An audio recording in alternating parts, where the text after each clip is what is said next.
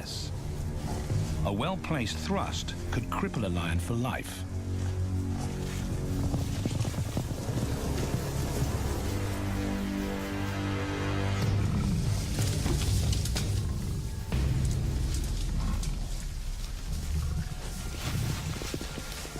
On the sidelines, the brothers are out of danger and out of the way. But when they try to help, they distract the females, and the buffaloes get away.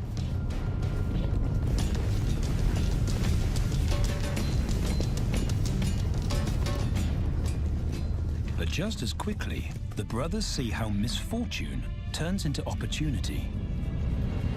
The stampede exposes a loner, and the lionesses react. The mothers are fearless, driven to control and conquer. So Tao attempts his first jump on, risk-free.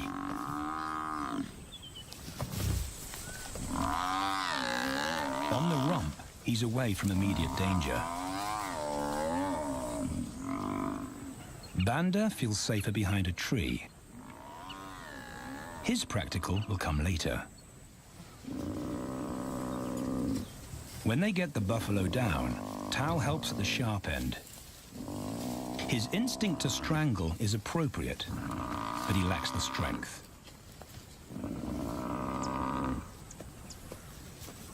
When reinforcements arrive, he realizes he's in over his head.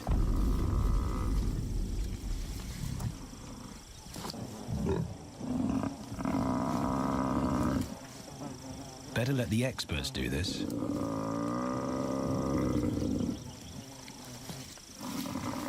It takes the combined bite force of 2 adults to finally squeeze the life out of the buffalo. With the buffalo dead, horns and hooves are no longer a danger. It's what Banda's been waiting for.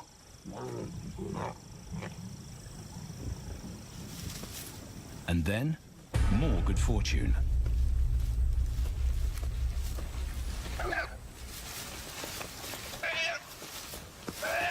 A reed buck in the wrong place at the wrong time.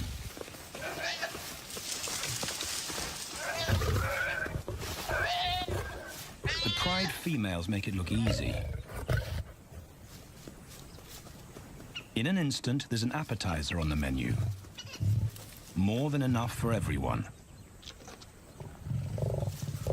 The brothers are accustomed to this endless supply of food.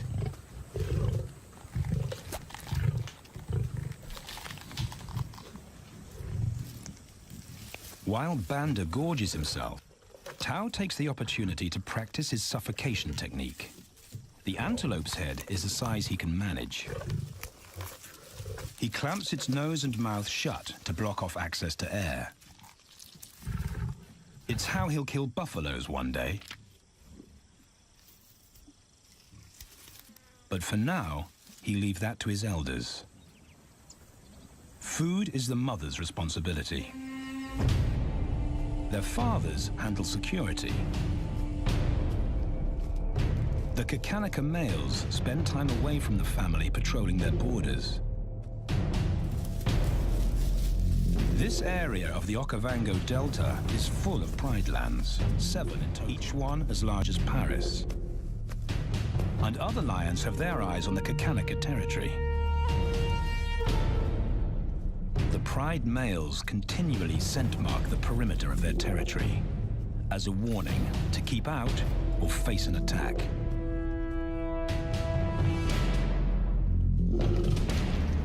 But warnings don't always work.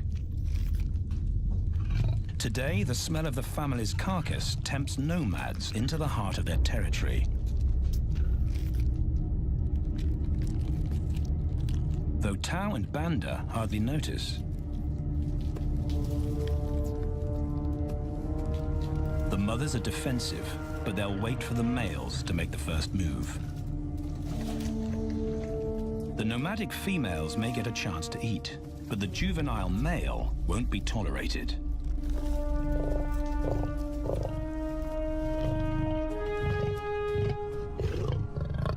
Then the young brothers see firsthand how their fathers, the pride males, deal with rival intruders.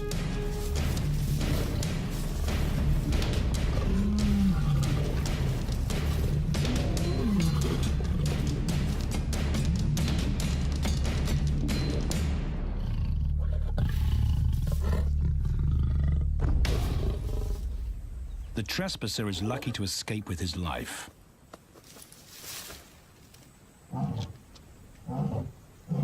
Roaring is their final act of dominance.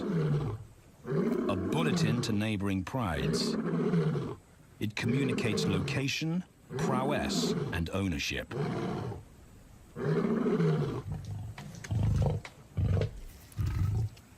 With their fathers on guard duty, Tau and Banda enjoy a meal in peace.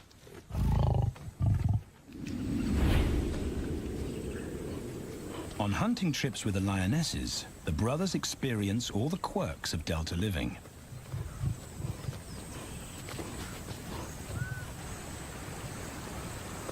Wet and chilly paws come with the territory. Although today, Tau learns how to stay dry.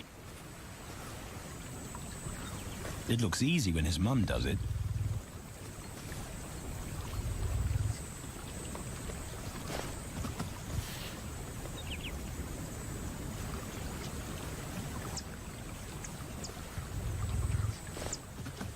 Bingo.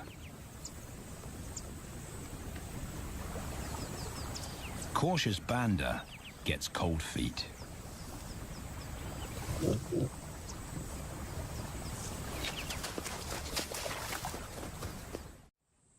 No matter the obstacle, the lionesses stay focused on their primary target, buffaloes, sometimes going to extreme lengths to keep track of the herd. These grazers account for 70% of the pride's food, so it makes sense to keep them in their sights. As the buffalo crisscross Kakanika, the lions follow, and Tau and Banda learn about their world. The forest reveals an alternative prey source.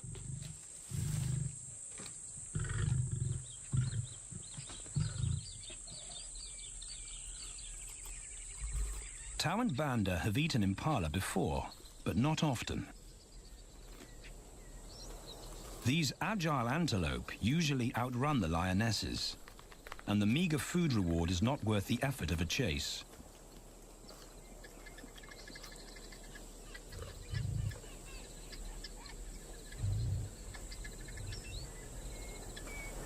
This herd seems too alert for an ambush, and they've got help. Impalas and baboons share sentry duty. Eyes and ears primed at multiple locations and levels ensure top-notch surveillance. Though no one sees Tau creep closer.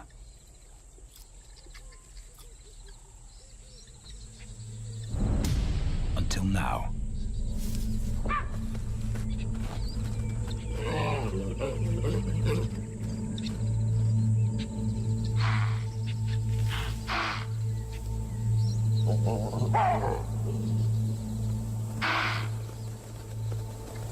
With the alarm raised, the lion's game is up.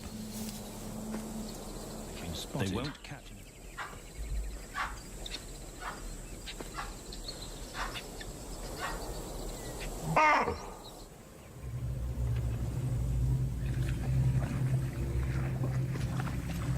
Now 18 months old, Tau and Banda's focus is hunting.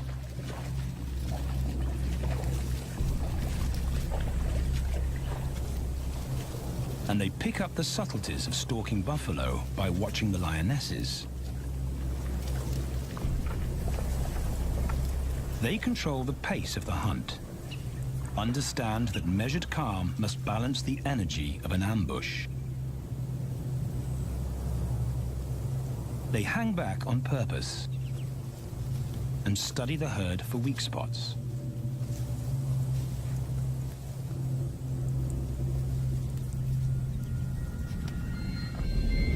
perfect.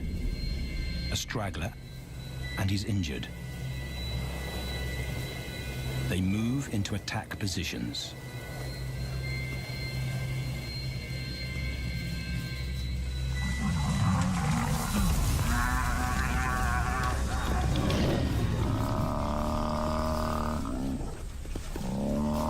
Lionesses and cubs are now a single unit. Their adrenaline-fueled onslaught catches the bull off guard. And the support of the cubs gives the lions a weight advantage.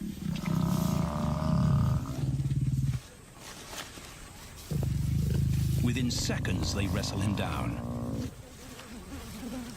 Both brothers are now experienced enough to help on the kill. Banda stops the bull from kicking the rest of the pride.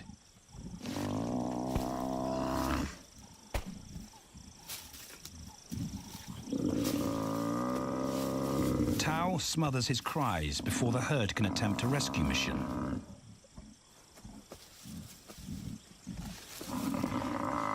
With so many females around, they both practice without pressure. And when it gets too hard, there's always a mother to take over and deliver the suffocation bite. But this idyllic childhood doesn't last. 6 months later, carefree days and easy meals end abruptly.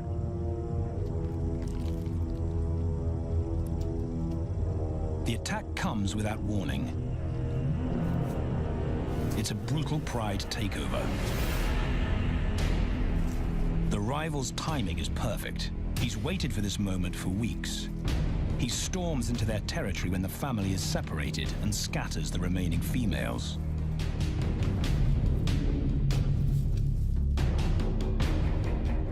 Only one Kakanika male is close enough to retaliate.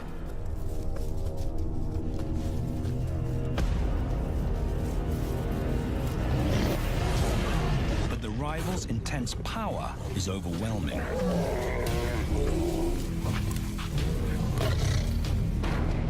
When their father bolts, the brothers know they're conquered. They surrender their pride lands forever. Tao and Banda flee for their lives.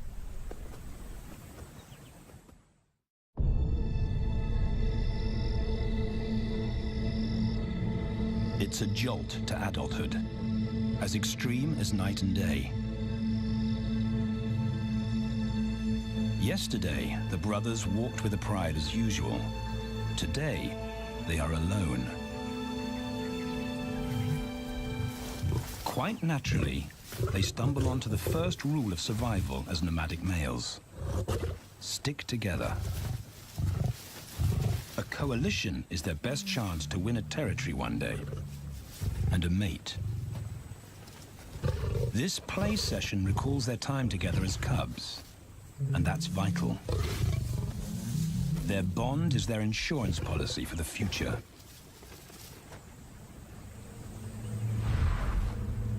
The brothers wisely keep a low profile and move through different territories quickly without being spotted.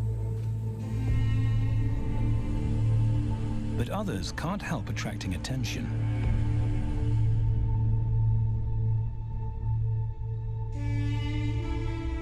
It's worth investigating. They haven't eaten in 4 days.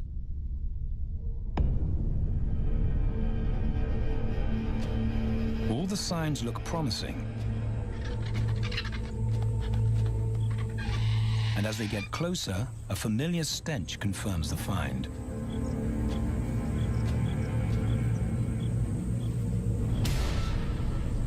A 7-day-old carcass is hard to miss.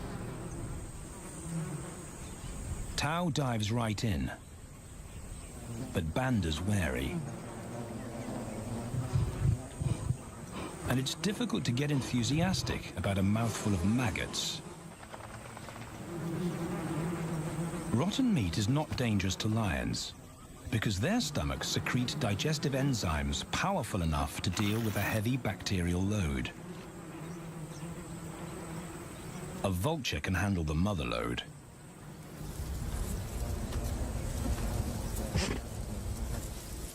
The original owners don't make an appearance. And Banda gets over his worry and his queasiness. This won't be the only time they'll eat leftovers. Scavenging and stealing is now their way of life.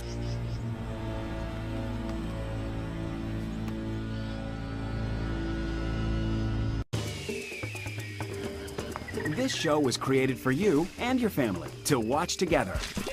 Welcome to Nat Geo Wild.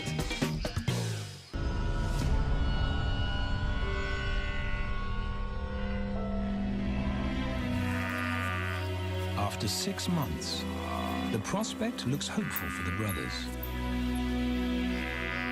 Summer is when buffaloes drop their calves.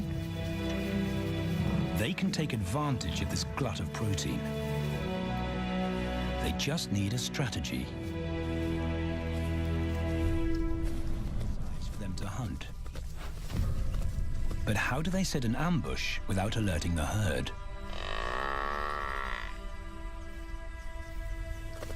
His mother's not taking any chances.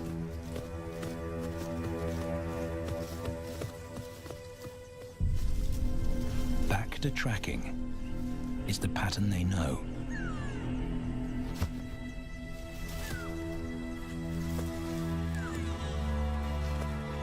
Though every step takes them deeper into enemy territory.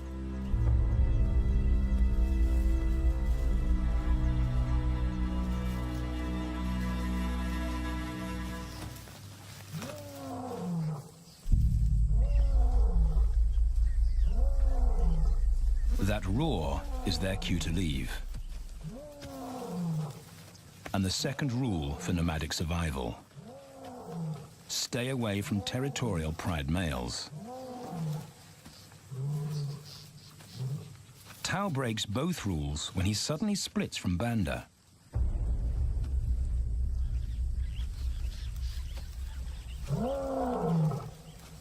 Curiosity doesn't end well for cats.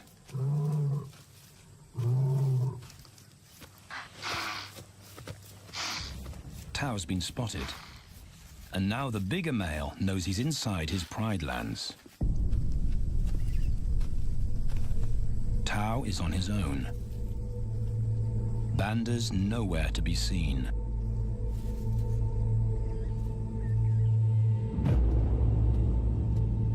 The pride male's age gives him confidence.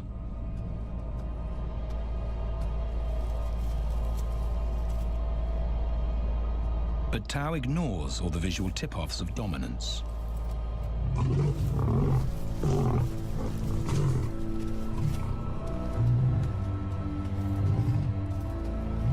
The pride male roars his final warning.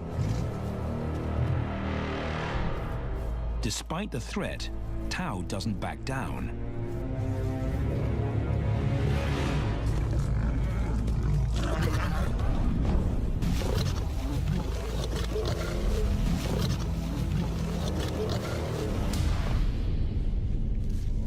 The pride male delivers the ultimate lesson in humility.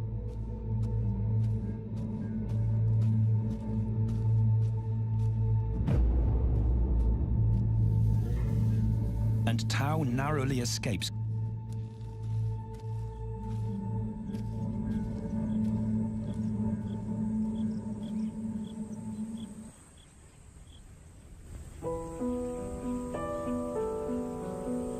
External scars heal quickly. Internal ones take a lot longer.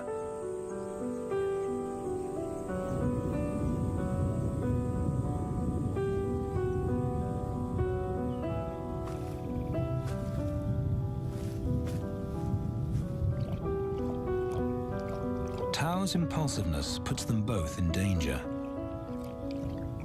Banda probably wouldn't survive alone.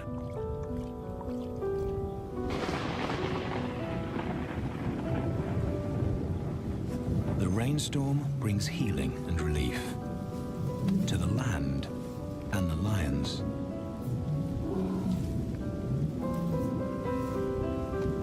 Now 3 years old, they've stretched into broader versions of themselves, though they still play like cubs.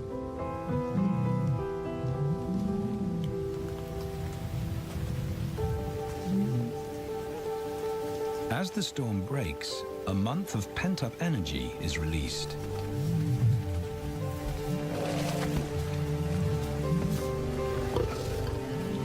It's a chance to exercise stiff muscles.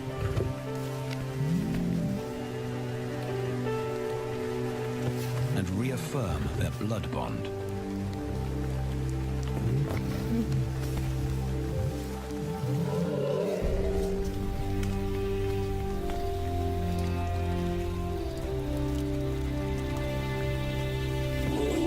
Playing in the rain, their spirits remain undampened.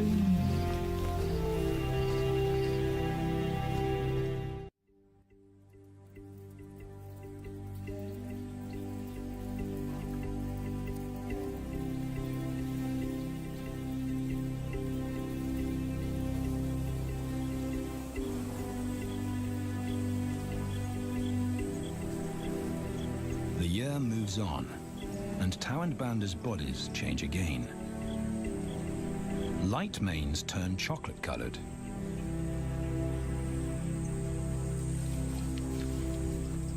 Their strategy remains the same. They skirt round the edges of territories, alert for food or danger. So the brothers fan out to recce the area.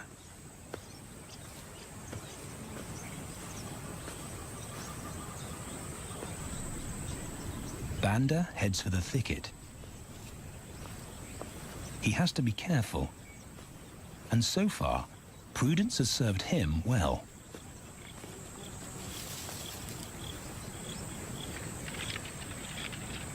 There it is again.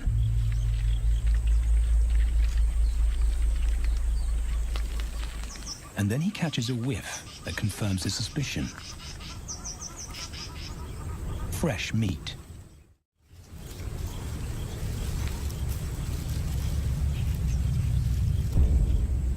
Only this carcass is taken.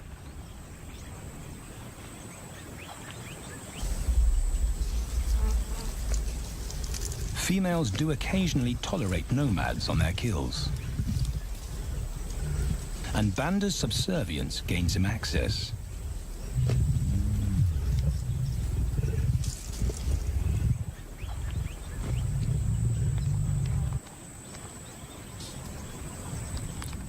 But good manners won't fill his empty belly. And now he's big enough to pull rank.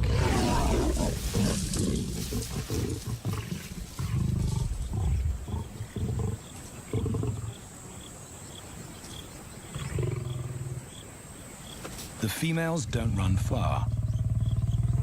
His bluster is more hunger than malice. But this time, valor trumps discretion.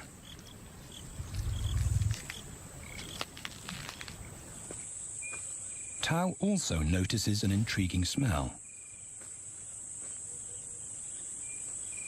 But it's not a carcass.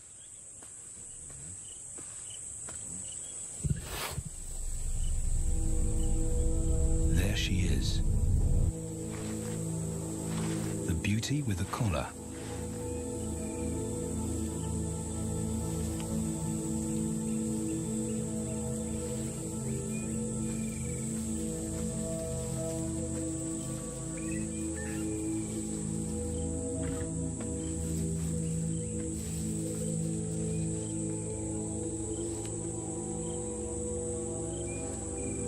Her scent is intoxicating. It pulls him on an invisible leash.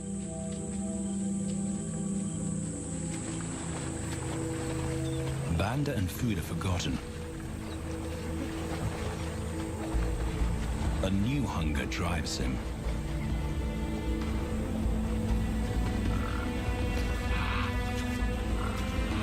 She has his undivided attention. But he has to wait till she allows him to approach.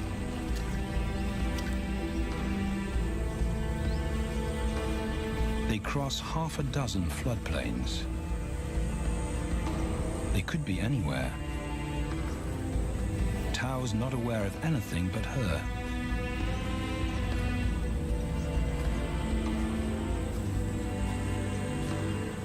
The sun is low when he catches up to her.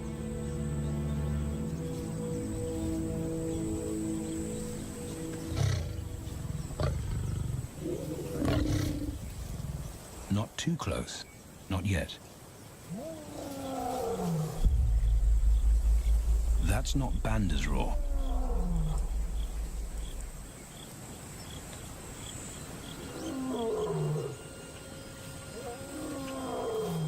And he didn't imagine it.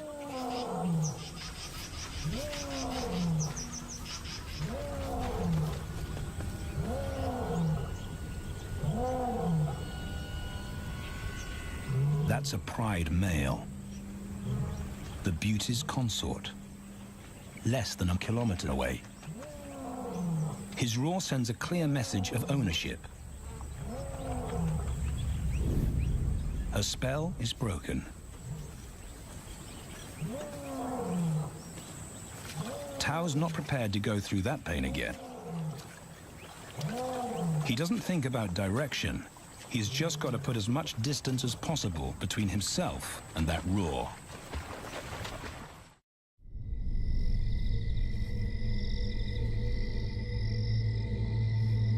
Hours pass, and Tao is still retracing his steps. The swamps look different at night.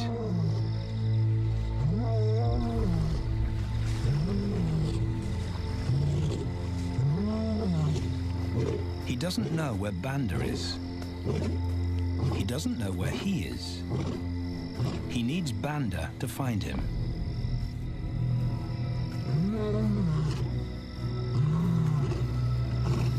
He's never seen this tree.